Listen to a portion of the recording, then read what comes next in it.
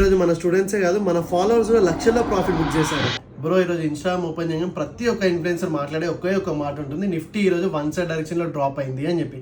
అక్కడ ప్రీమియమ్స్ ఏ వాల్యూలో పెరిగాయి ఒకసారి నేను డీటెయిల్గా చెప్తే ఇక్కడ చూడు. ఒక ప్రీమియం 3.40 నుంచి ఆల్మోస్ట్ 107.50 అంటే 31 టైమ్స్ పెరిగింది. లేదా 18.35 ఉన్న ప్రీమియం 193 వరకు ర్యాలీ అయింది, అది ఆల్మోస్ట్ 10 టైమ్స్ ర్యాలీ అయింది. ఇది కూడా కాకపోతే ఇంకో చూసుకోవచ్చు, 0.95 ఉన్న ప్రీమియం 27.20 అంటే ఆల్మోస్ట్ 28 టైమ్స్ పెరిగింది. ఇది కూడా కాకపోతే ఏదైతే ప్రీమియం 1.70 ఉందో అది 72.85 అంటే ఆల్మోస్ట్ 42 టైమ్స్ పెరిగింది.